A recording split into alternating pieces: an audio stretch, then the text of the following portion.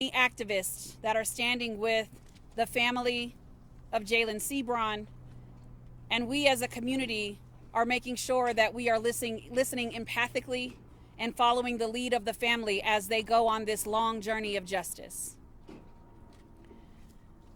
To the living, we owe respect. To the dead, we owe the truth. Douglas County has not afforded Jalin Seabron either, as they have encountered him since February 8th. Just because George Brockler is the district attorney does not mean that he stands for justice. Just because George Brockler is the district attorney does not mean that he is not holding up a system that is designed to not offer justice to a family that looks like Jalin Seabron's family. We find it very ironic and disturbing that a man who touts transparency holds an invite-only press conference to release this information to the public. Those tactics are not something that we will ever fall for, and those tactics are not something that we will accept. There were several things that District Attorney George Brockler did not say in that briefing that we want to make sure we do, in fact, say and speak into this space. He said that he was offering a fact-based update. Yet seconds into that update, he doesn't even know how to pronounce Jalin Seabron. His name is Jalin D'Angelo Seabron. If you can't get that right, then everything about your facts should be questioned. Some of the things that he refused to mention were that Jalin Seabron, as he bled out on the pavement, he was handcuffed by Officer Deputy Nicholas Moore. What he did not mention is that the individuals that he was protecting his family from, as they stood outside and he was taking his route to the car, had a weapon, specifically had a gun. Jalin was shot in the back, and the number of wounds wasn't even something that George Brockler could be consistent with.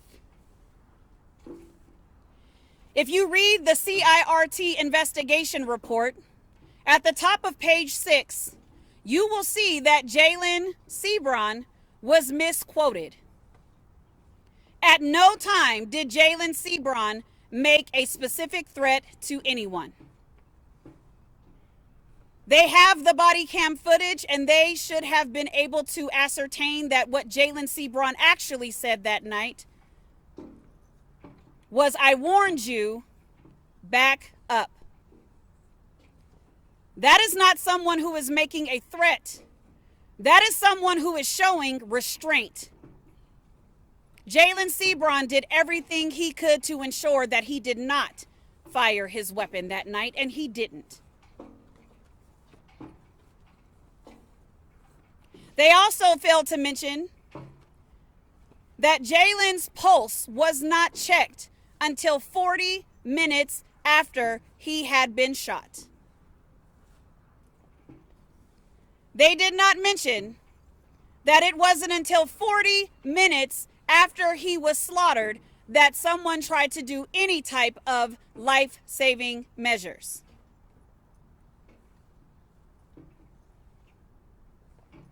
In his update, George Brockler made sure that he told us that in the last 20 years, Douglas County is responsible for just one black male shooting.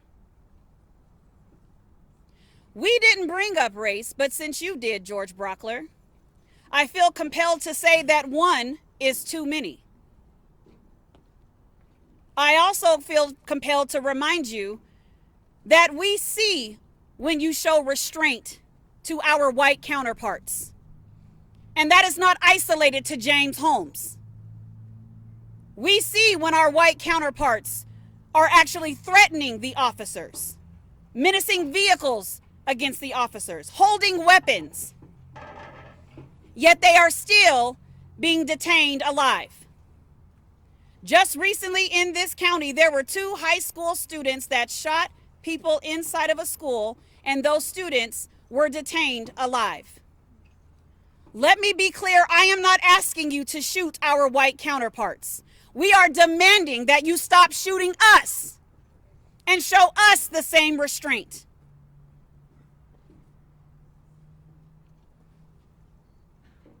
Everything that George Brockler showed to us and to you all was narrated,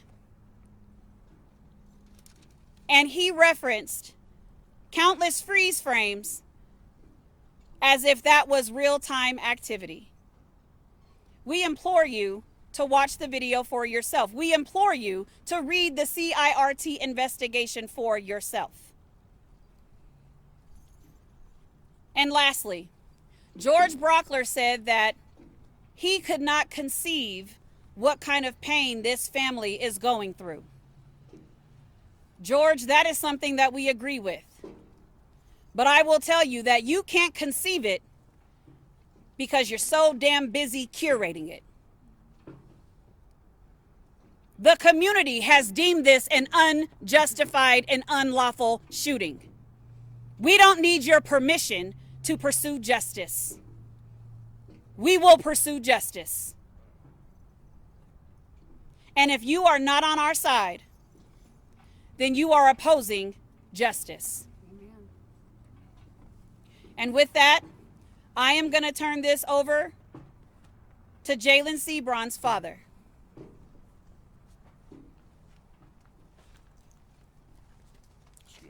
I need my name, Dennis Crowley.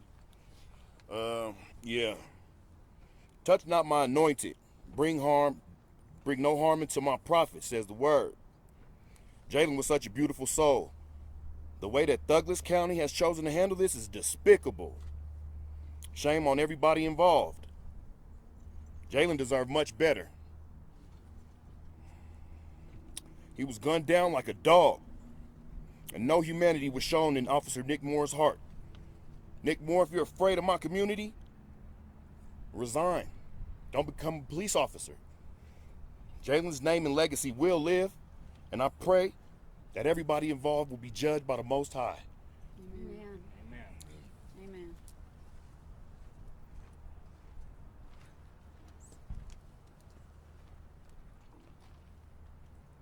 There is no justification why I should be standing here without my 23-year-old son. 23 in 2 days. There is no justification for as many shots fired. There is no justification for criminalizing him before anything was ever released. So to say that this is justified shooting seems one-sided. This will never be justified to me.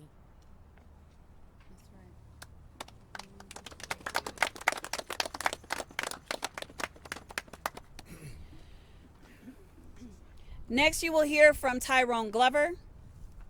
And before I call him up, I want to make sure that it is clear that this was the display of compassion that Douglas County offered to this mother today. A book of 100 practical ideas of healing your grieving heart. One of those practical ideas is to sleep tight, to make sure you eat, to think young, Disgusting. to find a quiet place. That is disgusting, disheartening, and this is what we think of your compassion. As a mother, I never even said that to her. And now you will hear from Tyrone Glover. Before he comes up, can we get her name? Yep. Spell it for him. Veronica Seabron, VERONICASEABRON.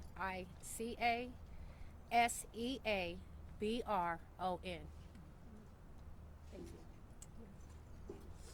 So Tyrone Glover, Glover, attorney for Jalin Seabron's family. So DA Brockler today was supposed to clear up a bunch of misinformation. And really all we heard was their faulty conclusions as to what happened to Jalin Seabron on that night. I implore you all, just like we did with releasing the raw body cam footage to everybody, to look at this actual report. It'll be online. It's enlightening as to what happened that day. Jalin Seabron, as someone pointed out during the press conference, didn't fire a shot, didn't point a gun, didn't even raise a weapon at that officer before that officer shot. Nick Moore. He says at the time he shot, he had a feeling like Mr. Seabron was going to do something. He didn't say, oh, he sort of gestured with his weapon. He didn't say that he started to turn his weapon towards him. He said that he had a feeling that he was maybe going to shoot. And then 9 shots. 7 of which hit Mr. Seabron. And don't get it twisted, they tried to say that, oh no, they were to the arm, okay? To the side of the arm. They were all from back to front. That's right. Consistent with somebody looking over their shoulder to see who's behind them. Because he didn't know. This officer came onto the scene without his siren on so that he would be undetected. He did not want to draw attention to himself so that he could go inside and sneak up on this active shooter that he purportedly thought was in there. But when he shows up, and to his surprise, he encounters someone in the parking lot holding a weapon, okay, not pointing it at him. And the reason why Jalin Seabron had a weapon, which they didn't really mention much at the press conference, but if you look in the actual report, you'll see this, is there's someone who's just run out of the venue brandishing a weapon, someone who they have charged in this building for menacing with a firearm. And just like we said, we didn't even know this, right? No. Miss Veronica said that my son was acting in a protector mode. I can just tell. And we find out today that's absolutely what was happening. Someone was coming after him, his pregnant girlfriend, and his sisters with a gun, and he was telling them to back off. I'm warning you. He's trying to leave and get everyone to safety. And while he's doing this, while he's focused on someone with a gun, and he's verbally engaged with them, and read the report, the officer even acknowledges that this verbal back and forth was still going on, is when he rolls up, no siren, does not identify himself, right? You can say drop the gun, you can say police drop the gun, or I'll shoot. Just identify yourself. And then literally, look at the timestamps in this report. Yes. The same time that he gives that final order is when the first shots go off. Yes. They try to make it look like it's sequential. No, it's the same exact timestamp. Didn't fire a shot, didn't point a gun, didn't even raise his weapon at the officer. It was a feeling. He gave no time for Jalin to comply. By the time Jalin even realizes what's going on, if he ever truly did, he's getting shot. That's not justified. That is plainly not justified. And we will continue to fight for justice. We will continue to fight for Jalin. Yes. This is not over. No. This is a charging decision by this particular DA in this particular jurisdiction. There are other pathways and avenues to justice, and we will pursue each and every one of them. Thank you. Yes. So I can take any questions. Sir. What would justice look like for the family? Well, I think you would have to ask the family, but I know that I have the ability with my skill set as a lawyer to utilize the court systems, to lobby prosecutors' offices to take a look, an independent, objective look at this case, and avail ourselves of the rule of law to try to get justice for Jalin. What's your response to the sheriff's office about his, the DA mentioning that, we can look at this and see policy changes or ways to improve, what's your response to what would you like to say to the sheriff's office in response to what happened in the decision today? They still have an opportunity, right? This was just what the DA said. They looked at criminal charges, and they didn't go into many of these criminal charges, right? Because I think, yeah, we don't necessarily see a lot of officers charged with first-degree murder, but criminally negligent homicide, reckless manslaughter, definitely seems like they could have at least gotten there. But as far as the sheriff's office, they still have an opportunity. It's my understanding that there is a parallel internal affairs investigation going on that is yet to be wrapped up. They can still, through their own mechanisms, hold this officer, Nick Moore, accountable. They can do a deep, hard look and actually make some policy changes. It just baffles me that this individual was a trainer. So is this what he's training these other officers to do? Yes. To show up and within seconds just shoot on sight? Not even give someone a chance to comply? Sad. So Very. they have an opportunity. They can still, through their own mechanisms internally, hold this officer accountable, and then they could try to make some changes. The district attorney brought up a lot of times about, put yourself in a position of if this was somebody else kind of scenario you were in there, you heard Yeah. talk. What's your guys' response to that? Yeah. He hit that a bunch of times. Yeah, put yourself in his shoes, and you're a highly trained former SWAT officer, so good that you train other people. Scary. And you're rolling up onto this scene. You see people running from the venue, right? Because by all accounts, something has happened inside, and you encounter somebody holding a gun. Does your training say keep your composure? Does your training say de-escalate? Does your training say, hey, I came up here, I didn't even have my sirens on, maybe I should just identify myself? He made 3 different announcements, and in not a single one of those did he identify himself. Is it to not just have a feeling that someone's going to do something, or is it to look at, is a weapon coming up? Does this look like somebody who's turning to actually be a threat to me or to others? The other thing you'll see in the report is he said he had a clear backdrop when he took these shots. So that means that there's no one in front of him that's threatened. It's only him. If Jalin's not turning and pointing the gun at him, then where's the threat? So yeah, put yourself in that officer's shoes with that officer's training. There's more that could have been done. There's more that should have been done, right? This isn't, Monday morning quarterbacking. This is just good police work. You need to be justified for every single one of those shots, right? After the first 4, after the first 5. And also another thing you won't necessarily see in this report is this whole idea that they know the sequence of the shots.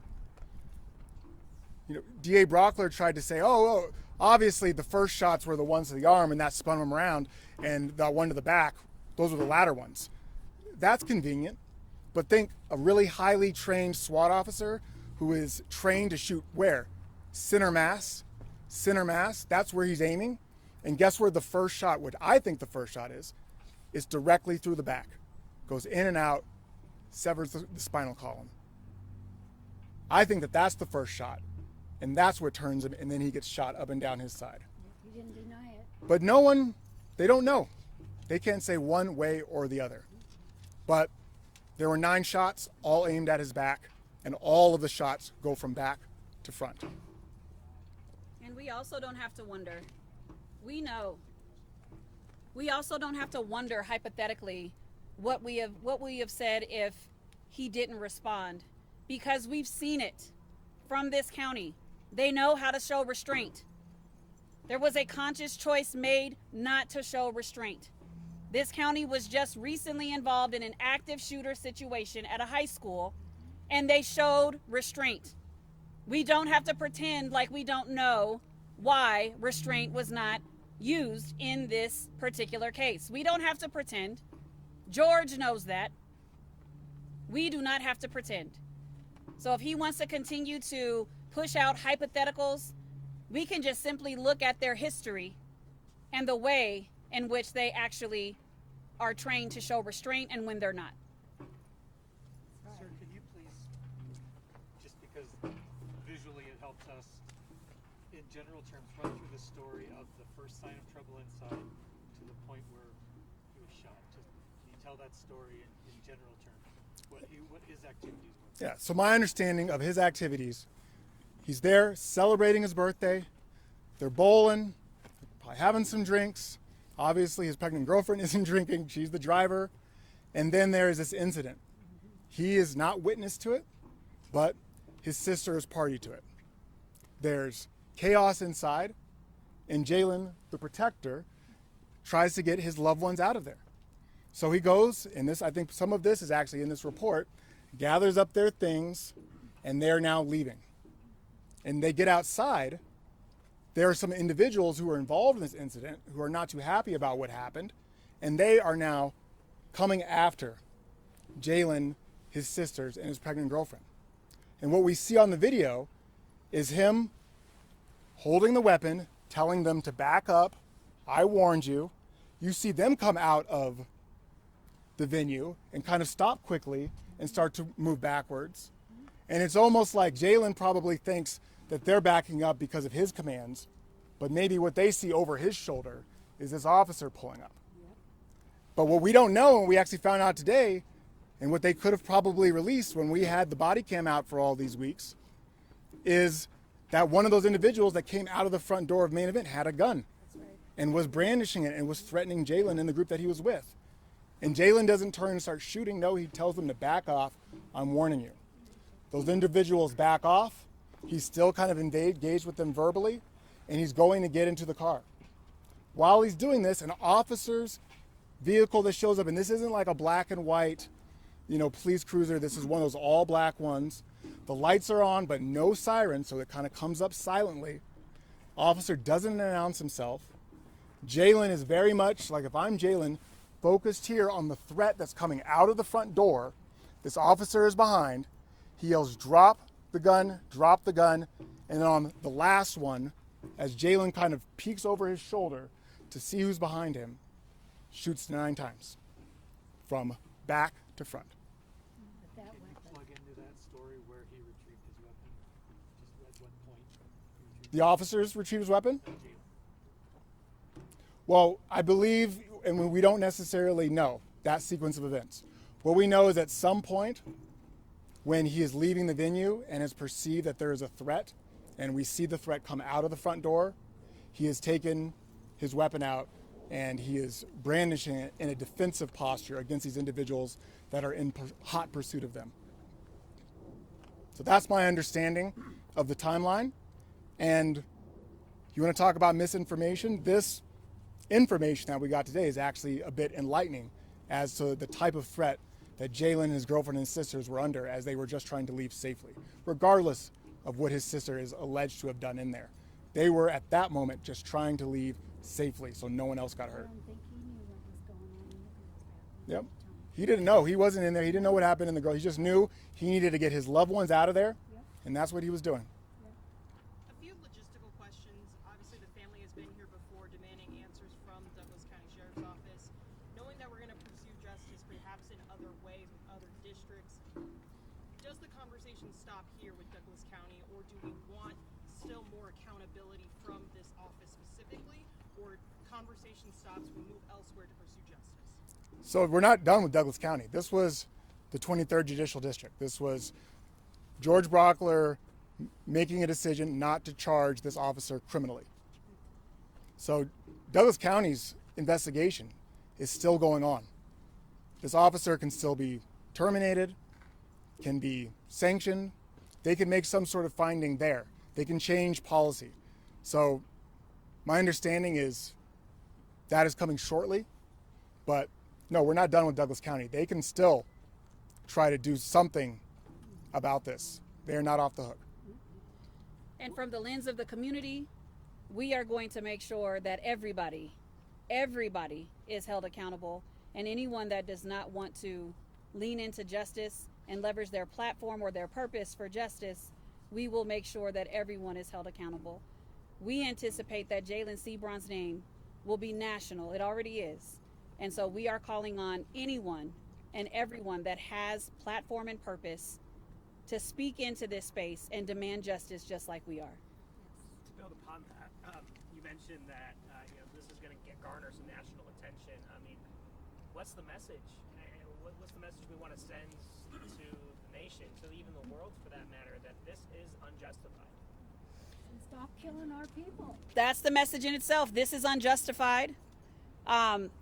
We are tired. We are exhausted.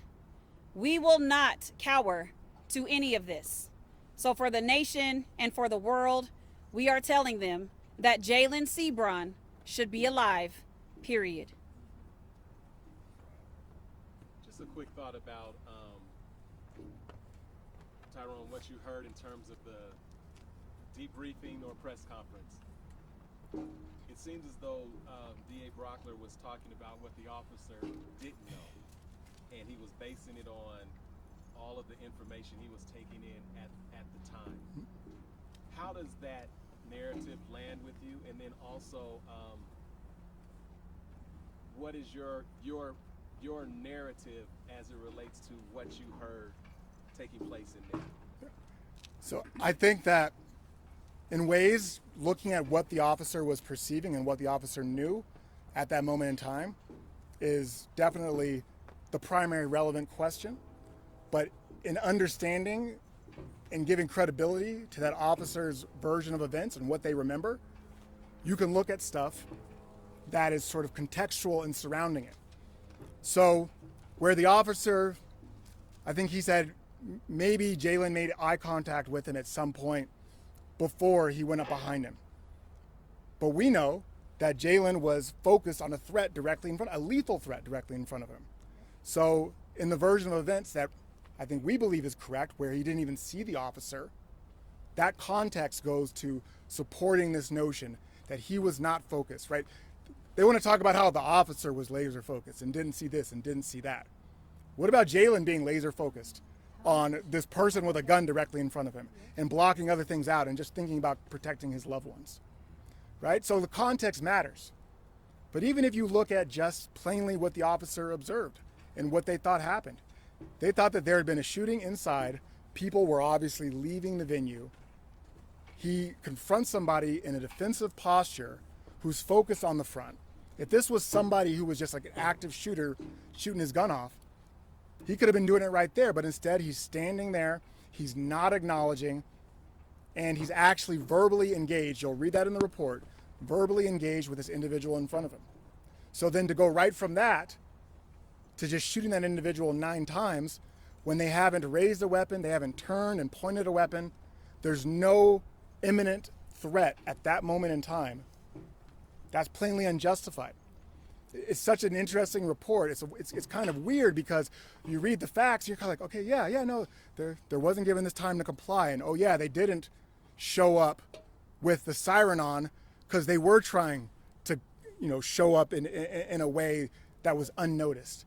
This was sort of a recipe for, this miscalculation and this shots by this officer, and then suddenly you get to like the last few pages and they conclude the complete opposite. It just doesn't make sense. But we still have Douglas County. We have other avenues for justice. And hopefully, when they look at these facts in their totality, they'll get it. They talked about often about what happened outside of the event center. And now we're talking about someone was coming out of the event center with a weapon. Yep. Was that discussed inside of this particular conference? I mean, it was. It was just really interesting to me that it was not discussed at the press conference because it's mentioned in the report. It was like the report that y'all had access to during it, and he just didn't even mention it. But I think that it's so, if you're trying to determine, was Jalin knowingly just disobeying this officer that he knew the entire time was behind him, or was he focused on something else? The fact that there was a lethal threat just feet in front of him, threatening him and his pregnant girlfriend and his 2 sisters, just to not even mention that at the press conference? I mean, it's not a good fact for them justifying what their officer did. And from a point of humanity, when he was shot all those many times with an AR-15, I believe, was he then handcuffed Yes. and arrested, or was he offered medical attention and care? Handcuffed, arrested, dragged out of the car, basically into the street. Had abrasions and cuts all over his body, not from being, but from literally being dragged out. And Like a dog. not even giving or checking the pulse until 40 minutes after. He's shot, and then 40 minutes after, they're checking the pulse. Yeah. And offering CPR. Handcuffed. After they've dragged him from the passenger side and then handcuffed. I mean, this is an AR-15 5.56 shot 7 times. What are you handcuffing for? I mean, it just shows whatever their perception of Jalin in that moment. I think that how they treated him post-mortem really, I think, speaks to it.